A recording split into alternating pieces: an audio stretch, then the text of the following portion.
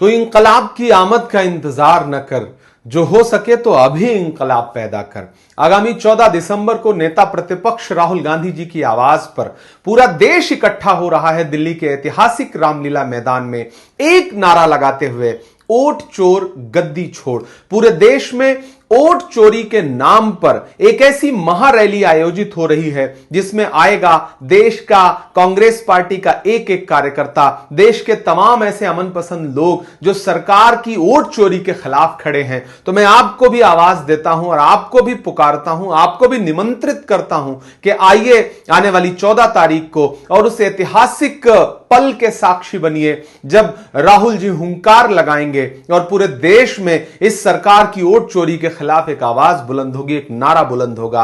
आइए 14 दिसंबर ऐतिहासिक रामलीला मैदान दिल्ली का आप सबका इंतजार रहेगा। साथियों, न्याय योद्धा राहुल गांधी जी ने वोट चोरी के सच को पूरे देश के सामने उजागर कर दिया। अब वे 14 दिसंबर को देश की राजधानी दिल्ली में रामलीला ग्राउंड में एक बड़ी ऐतिहासिक रैली करने जा रहे हैं, जिसमें हम सब उनका साथ देंगे। तारीख की नजरों ने वो मंजर भी देखे हैं जब लम्हों ने खता की थी, सदियों ने सजा पाई। तो आज वो लम्हा है। अगर हम आज रामलीला ग्राउंड में नहीं पहुंचे तो हमारी आने वाली पीढ़ियों को उसकी सजा मिलेगी। हमारे देश का लोकतंत्र खत्म हो जाएगा। ये चुनाव प्रक्रिया निष्पक्ष और पारदर्शी हो, इसके लिए आपका रामलीला ग्राउंड में 14 दिसंबर को आना इतिहास में लिखा जाएगा। जय संविधान, जय हिंद। नमस्कार साथियों, आज हमारा देश बहुत खतरनाक मोड़ पर खड़ा है।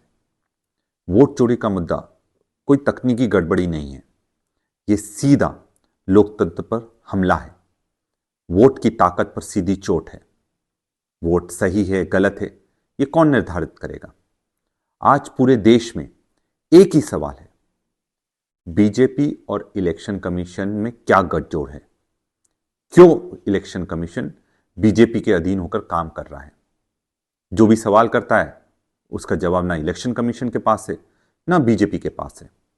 राहुल गांधी जी और कांग्रेस लगातार सवाल उठा रहे हैं कि वोटर लिस्ट सही होना चाहिए, उसमें किसी भी तरह की गड़बड़ी नहीं होना चाहिए, वोटर लिस्ट को डिजिटल फॉर्मेट में दिया जाना चाहिए।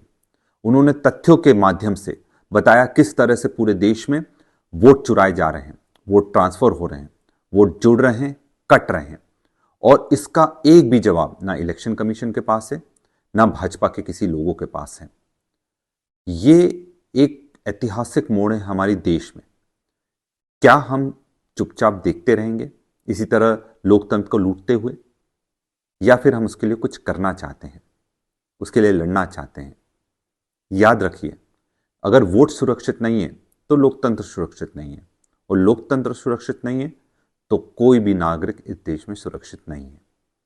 और इसलिए आवाज उठाने के लिए 14 तारीख को 14 दिसंबर को रामलीला मैदान में एक ऐतिहासिक आंदोलन होने वाला है, एक ऐतिहासिक सभा होने वाली है। ये सिर्फ कांग्रेस की सभा नहीं है, ये हर उस व्यक्ति की सभा है जो इस देश से प्यार करता है, जो सच्चा देशभक्त है। और आप सबको वहां आना होगा ताकि हम लोग इस देश के लिए लड़ाई लड़ सकें, इस देश की आत्मा को बचाने के लिए लड़ाई लड़ सकें।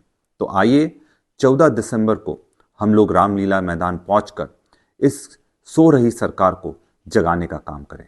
जय हिंद, जय भारत।